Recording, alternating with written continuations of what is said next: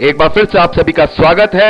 हम अध्ययन कर रहे हैं तीमुथियुस के नाम पौलुस प्रेरित की पहली पत्रिका और अब समय है कि हम इसके चौथे अध्याय और छठे वचन से आगे का अध्ययन करें। यहाँ छठे वचन से लेकर लास्ट 16वें वचन तक पौलुस जो वचन लिखते हैं वो खास तौर पर सेवकों के लिए है, क्योंकि हम जानते हैं कि ये पत्री पौलुस तीमुथियुस के नाम लिख रहे हैं। तीमुथियुस जो कि बहुत सारी जिम्मेदारियां उन्हें दी गई हैं, बहुत सारी कलीसियाओं की जिम्मेदारी उनके ऊपर है ताकि वो लोगों को समझाएं और कलीसिया का मैनेजमेंट करें। तो यहाँ पर ये जो छठे वचन से लेकर 16वें वचन तक हम पढ़ेंगे, ये खास तौर पर उन लोगों के लिए है जो सेवकाई करना चाहते हैं, या फिर वो कलीसिया के अगुए हैं या फिर वो रखवाले हैं। उन्हें ये पढ़ना होगा कि ये जिम्मेदारियां पौलुस ने यहाँ तीमुथियुस को दी है, तो हर एक अच्छे सेवक के लिए ये बातें लागू होती हैं। पहले वचन में पौलुस कहते हैं, मतलब छठे वचन में पौलुस कहते हैं, यदि तू भाइयों को इन बातों की सुधि दिलाता रहेगा तो मसीह यीशु का अच्छा सेवक ठहरेगा। यहां पौलुस कह रहे हैं कि जो वचन की सत्य बातें हैं वो सच्चे सेवक को हमेशा अपनी कलीसिया को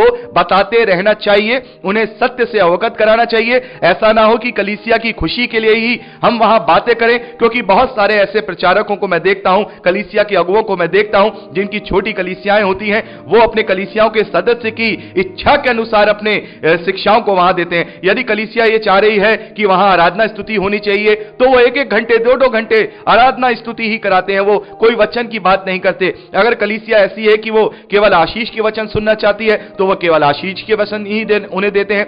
अगर कलीसिया चंगाई के विषय में बात करती है या दुनियावी बातें करती है तो वो प्रचारक या जो अगुवा है वो दुनियावी बातें ही वचन से लेकर के आता है। उन्हें सत्य की बातें, जो सच्चाई है, उनसे उन्हें अवगत नहीं कराता। ऐसी बड़ी कलीसियाएं भी हैं और ऐसी छोटी कलीसियाएं भी हैं, लेकिन पौलुस कह रहे हैं तू इन बातों की अगर अपने लोगों को, अपने भाइयों को सुधि दिलाएगा, उन्हें याद दिलाएगा, उन्हें चेताएगा, तभी तू प्रभु यीशु मसीह का अच्छा सेवक ठहरेगा और विश्वास और उस अच्छे उपदेश की बातों से जो तू मानता आया है तेरा पालन पोषण भी होता रहेगा। तो यहां पर पौलुस कह रहे हैं कि इस तरीके से जब तू वचन से उन्हें बताएगा, वचन की सत्य बातें बताएगा, तो वचन तो दो-धारी तलवार की तरह कार्य करता है। वो कलीसिया में भी कार्य करेगा और तेरे भाइयों के बीच में भी कार्य करेगा और तेरे ऊपर भी कार्य करेगा, और उन उपदेशों के द्वारा, उन सत्य के वचनों के द्वारा तेरा भी पालन पोषण होगा। यानी उस मसीही सेवक का भी वहां पर वो और ज्यादा वचन में दृढ़ होगा, वो ट्रेन हो पाएगा ताकि और ज्यादा वो मसीह की सेवकाई अच्छे से कर पाए।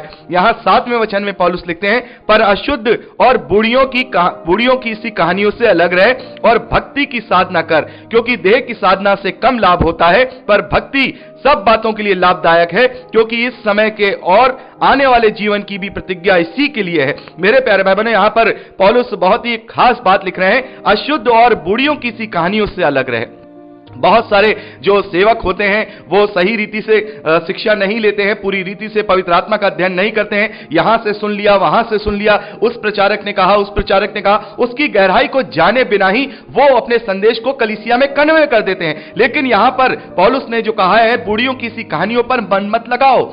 बहुत सारी ऐसी बातें हैं जो दुनियावी बातें लोग प्रचार में करते हैं, दुनियावी तरीके से प्रचार करते हैं। उनका स्टाइल, उनकी बातों को देख के वो लोग कॉपी करते हैं कि अरे ये प्रचारक बड़े हैं, इन्होंने जो कहा है वो सही होगा। लेकिन जरूरी नहीं है कि कोई बहुत बड़ा प्रचारक है जिसकी कलीसिया में लाखों की भीड़ है या जिसकी सभा में हजारों की भीड़ है, वो सही बात कह रहा है। सही बात वही होती है जो वचन के द्वारा होती है, जो वचन के द्वारा सिद्ध होती है। तो ऐसा नहीं है कि हम जो सेवक हैं या जो सेवकाई करने वाले हैं या जो अगुए हैं, इधर से सुना उधर से सुना और वो कलीसिया में कन्वे कर दिया। यहां पौलुस कह रहे हैं अशुद्ध बातों से अपने आप को बचाए रखो, और जो ऐसी कहानियां हैं जो वचन के खिलाफ हैं, जो मन गढ़ंत हैं, जो बुढ़ियों की सी कहानी क्या होती है, बुढ़ियों की सी कहानी जो दादी नानी लोग सुनाते हैं बच्चों को, मन गढ़ंत कहानियां, ये वो यही बातें कुछ प्रचारक आजकल मन गढ़ंत बातों को भी लेकर के आ रहे हैं। कुछ ऐसे रिविलेशन वो लेकर के आते हैं, किसी चीज को वो किसी चीज से जोड़ देते हैं, किसी चीज को वो किसी चीज से जोड़ देते हैं। और बहुत सारे जो प्रचारक हैं जिन्होंने वचन का अच्छे से अध्ययन नहीं किया होता है, वो उन्हें ले लेते हैं और कलीसिया में कन्वे कर देते हैं। हमें ऐसा नहीं करना है। जो सेवक हैं उन्हें सही शुद्ध रीति से वचन का अध्ययन करते हुए ही सत्य का प्रचार करना है, जो सत्य प्रभु यीशु मसीह ने जो हमें और आपको दिया है। आगे पौलुस लिखते हैं कि भक्ति की साधना कर। यहां जो साधना का शब्द है, यहां जो 7वें और 8वें वचन में हम साधना का शब्द देखते हैं, तो इंग्लिश की बाइबल में उसे एक्सरसाइज कहा गया है, अभ्यास जिसे कहते हैं। तो पौलुस यहां कह रहे हैं कि शरीर की जो एक्सरसाइज है वो बहुत कम लाभ देती है, लेकिन तू आत्मिक एक्सरसाइज कर। आत्मिक एक्सरसाइज क्या होगी? वचन को पढ़ने से होगी, वचन को समझने से होगी, प्रार्थनाओं में लगे रहने से होगी, वचन को बांटने से होगी, वचन की धुन बनाए रखने से होगी। तो शारीरिक एक्सरसाइज से कुछ लाभ तो हो सकता है, वो इस नाशवान शरीर को लाभ पहुंचा देगा, क्योंकि कुछ दिनों के लिए हम सेहतमंद रहेंगे, लेकिन ये फिर भी नाशवान है, चाहे कुछ भी कर लें इसका अंत होना ही है। तो पौलुस यहां कह रहे हैं कि भक्ति की एक्सरसाइज कर, भक्ति की एक्सरसाइज कर, आत्मिक एक्सरसाइज कर। और देह की साधना से कुछ कम लाभ होता है, लेकिन भक्ति की बातों से बहुत ज्यादा लाभ होता है। पर यहां पौलुस कहते हैं पर भक्ति सब बातों के लिए लाभदायक है, क्योंकि इस समय के और आने वाले जीवन की प्रतिज्ञा इसी के लिए है।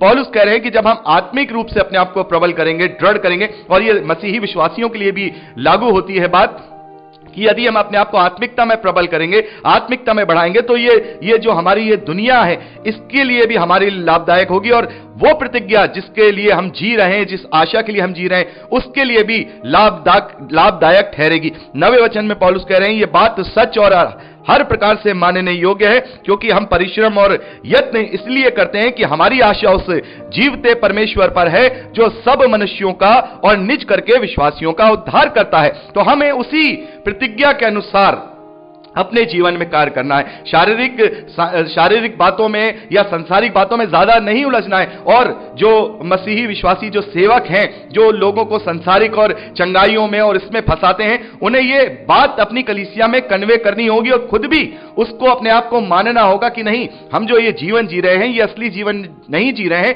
बल्कि हम उस प्रतिज्ञा के लिए जी रहे हैं। यदि ये प्रतिज्ञा बार बार हम अपनी कलीसिया में या अपने भाइयों के बीच में, लोगों के बीच में ये प्रचार करेंगे, तो वो जागृत होंगे और ज्यादा से ज्यादा अपने आप का इनकार करेंगे, अपनी शारीरिक अभिलाषाओं का इनकार करेंगे, शारीरिक लालसाओं का इनकार करेंगे, और वो लोग सत्य रीति से अपने अपने शरीरों को परमेश्वर को चढ़ाएंगे और अपनी आत्मिक सेवा पूरी करेंगे। तो यहां पर पौलुस बहुत ही अच्छे से तीमुथियुस को इस बात को लिख रहे हैं, क्योंकि बहुत बड़ी जिम्मेदारी तीमुथियुस को यहां पौलुस सौंप रहे हैं। 11वें वचन में खास तौर पर देखिए, यहां पर पौलुस लिखते हैं इन बातों की आज्ञा दे और सिखाता रहे, इन बातों की आज्ञा दे और सिखाता रहे, हमेशा वचन से सिखाता रहे, लोगों को बढ़ाता रहे, चेताता रहे। 12वें वचन में पौलुस लिखते हैं कोई तेरी जवानी को तुच्छ न समझने पाए। ये बड़े ध्यान से आपको देखना होगा। यहां जो तीमुथियुस हैं, ये जो सेवक हैं, ये जो प्रचारक हैं, ये जो जिम्मेदारी इन्हें दी है, ये जवान हैं। और ये बहुत ज्यादा आजकल देखने में आ रहा है। बहुत सारे हमारे ऐसे भाई हैं अलग अलग जो बाइबल अध्ययन ले रहे हैं, कभी कहीं से कोई फोन आता है, कहीं से फोन आता है, वो लोग बताते हैं अपने अपने प्रचारकों की, अपने अपने पास्टर्स की जो हरकतें वो बताते हैं, वाकई में ही वो शर्मनाक होती हैं। और मैं ये सोचता हूं कि प्रभु ये जो वचन को लेकर के चल रहे हैं और पवित्र आत्मा को ये ग्रहण करने की बात करते हैं, तो क्या इन्हें बिल्कुल भी इस बात का भय नहीं है कि हम क्या जिम्मेदारी लेकर के चल रहे हैं? यहां पर पौलुस ने साफ तौर पर कह दिया है कि तेरी जवानी को कोई तुच्छ ना समझने पाए, तेरी जवानी पर कोई कलंक ना लगने पाए, तेरी जवानी पर कोई दोष ना लगाने पाए। ऐसे हैं, ऐसे जवान प्रचारक हैं, ऐसे जवान पास्टर हैं जो इस प्रकार से भटक जाते हैं। लेकिन यहां पौलुस ने खास तौर पर यह तीमुथियुस से कह दिया है, क्योंकि तीमुथियुस भी जवान मसीही विश्वासी और प्रचारक है और सेवक है।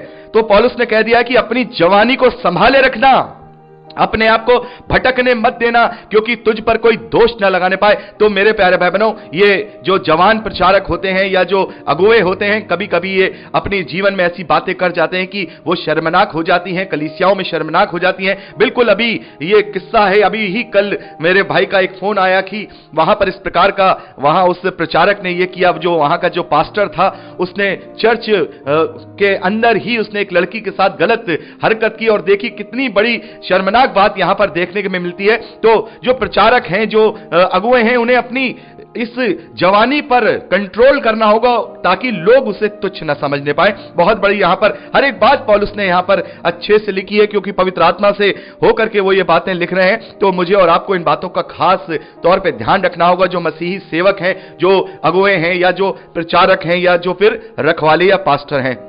आगे पौलुस कह रहे हैं पर वचन और चाल चलन और प्रेम और विश्वास और पवित्रता में विश्वासियों के लिए आदर्श बन जा। हालेलुया।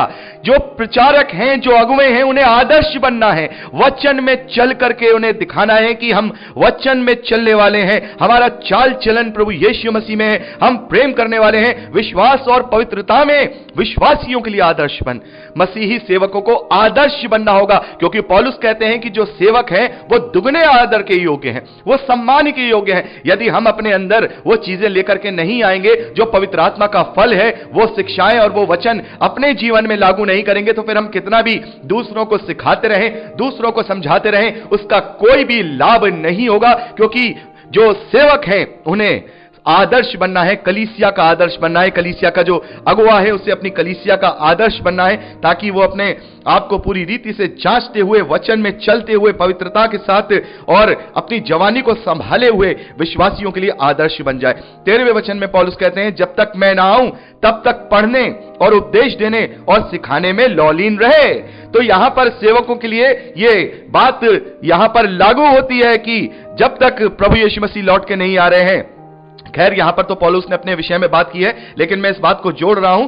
यहां पर जो आज के समय में, जो आज के परिवेश में हम यहां देखते हैं कि प्रभु यीशु मसीह शीघ्र अति शीघ्र आने वाला है। जब तक प्रभु यीशु मसीह दोबारा लौट करके ना आ जाए, या हमारी आखिरी सांस इस धरती पर जो हमें दी गई है, यहां सेवकों के लिए पौलुस एक ये संदेश दे रहे हैं। पौलुस कह रहे हैं कि पढ़ने और उपदेश देने और सिखाने में लौलीन है। पढ़ने में ऐसा नहीं है कि हमने जाकर के कॉलेज में 2 साल की वहां पर बीटीएच कर लिया, कि हमने वहां पर ये डिग्री ले ली, कि हमने वहां पर वो ले लिया, अब हमें बाइबल की अध्ययन की जरूरत नहीं है, हम तो बहुत ज्यादा विद्वान हो गए हैं, बाइबल पढ़ने की हमें जरूरत नहीं है। नहीं, लगातार सेवकों को स्टडी करना चाहिए, स्टडी करना चाहिए। नई नई बातों की रिवीलेशन पवित्र आत्मा देता है, उन्हें पढ़ते रहना चाहिए। यहां पर पौलुस साफ तौर पर कह रहे हैं कि जब तक मैं नहीं आ रहा हूं, जब तक पढ़ते रहो, उपदेश देने में लगे रहो, सिखाने में लौलीन रहो, और उस वरदान के प्रति जो तुझ में है और भविष्यवाणी के द्वारा प्राचीनों के हाथ रखते समय तुझे मिला था, निश्चिंत मत रहे। यहां पर पौलुस कह रहे हैं कि जो वरदान तुझे मिले हैं उसको ही लेकर निश्चिंत मत हो जा, जो डिग्री तुझे मिली है उसको लेकर के निश्चिंत मत हो जा, क्योंकि वो अभी तक पूर्ण ज्ञान नहीं है। पूर्ण ज्ञान तो हम जब तक मसीह यीशु लौट के नहीं आ जाएंगे, जब तक हम पूरा ज्ञान प्राप्त नहीं कर पाएंगे, तो हम अभी अधूरे हैं। जो सेवक हैं उन्हें लगातार पढ़ते रहना चाहिए, लगातार स्टडी करते रहना चाहिए, ताकि कलीसिया को सत्य बातें वो समझा पाए, और जो वचन वो पढ़ेंगे वो उनके लिए भी लागू होगा, और जो वचन वो कलीसिया में बांटेंगे उनके भी आत्मिक उन्नति के लिए जो है वो वहां पर लागू होगा। पौलुस आगे लिख रहे हैं कि जो वरदान तुझे मिला है उसमें ही तू निश्चिंत मत रहे। हम देखते हैं बहुत सारे जो सेवक हैं वो निश्चिंत हो जाते हैं कि नहीं, हमें तो ये अब सब कुछ मिल गया है। नहीं, हमें निश्चिंत नहीं होना है, हमें भी अंत तक धीरज धरे हुए अपने उद्धार को थामे रहना है। यहां पर पौलुस 15वें वचन में लिखते हैं, इन बातों को सोचते रहे और इन्हीं में अपना ध्यान लगाए रहे, ताकि तेरी उन्नति सब पर प्रकट हो, और अपने उपदेश की चौकसी रख। देखिए ये बहुत ही इंपॉर्टेंट बात सेवकों के लिए है मेरे प्यारे भाई बहनों। यहां पर जो सेवकाई करना चाहते हैं, जो भाई बहन, जो लोग सेवकाई में हैं, वो इस बात का ध्यान रखें कि अपने अपने उपदेश की चौकसी रखें। चौकसी रखें, जो शब्द मैंने बोला है, चौकसी रखूं मैं, जो मैं शब्द बोल रहा हूं, चौकसी रखें आप जो शब्द बोल रहे हैं, क्योंकि जो आप कलीसिया में शब्द बोल रहे हैं वो आगे कन्वे हो जाएगा।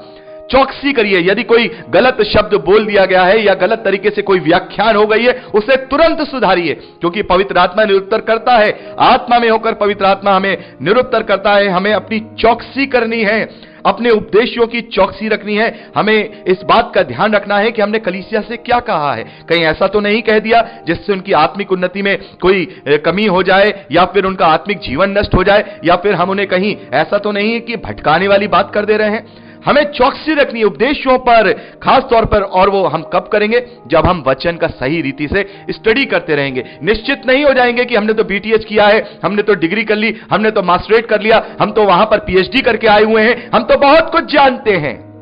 निश्चित मत रहिए, बल्कि उस समय में भी जब आप बहुत कुछ जानते हैं, तब भी हो सकता है कि मानवीय बुद्धि के अनुसार आपके मन में कोई शब्द आ जाए और वो ऐसे बोल दे आप जो परमेश्वर के विरोध में हो जाए। तो ऐसे उपदेशों की चौकसी करो। जब भी कुछ भी बोलो ध्यान से और बिल्कुल पवित्र आत्मा में होकर के बोलो, प्रार्थना के साथ, और परमेश्वर की सहभागिता को मांग के, पवित्र आत्मा की सहभागिता को मांग करके उस उपदेश को देना है, ताकि हम अपने मुंह के शब्दों की चौकसी कर पाए, उन शब्दों की चौकसी कर पाए। तो ये खास तौर पर पौलुस ने जो मसीही विश्वासी सेवक हैं, जिन्हें प्रभु ने सेवकाई के लिए बुलाहट दी है, उनके लिए यहां ये पूरा 6 वचन से लेकर 16वें वचन तक बात पौलुस ने की है। और जो लोग सेवकाई करना चाहते हैं, इन बातों को अपने जीवन में जरूर उतारें।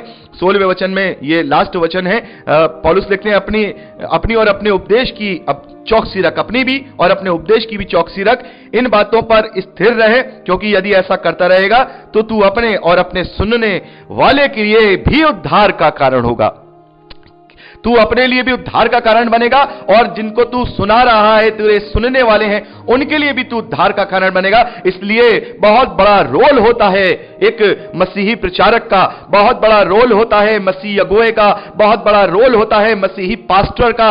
पास्टर बनना आसान नहीं है, कलीसिया को घेर करके लोगों को वचन सुनाना आसान नहीं है। ध्यान रखिएगा, बहुत बड़ी जिम्मेदारी को लेकर के चल रहे हैं, बहुत बड़ी जिम्मेदारी को लेकर के चल रहे हैं। बड़े ध्यान से चौकसी के साथ अपनी भी चौकसी करनी है और अपने उपदेशों की भी चौकसी करनी है, और खास तौर पर अपने कैरेक्टर की, अपने चाल चलन की भी चौकसी करनी है।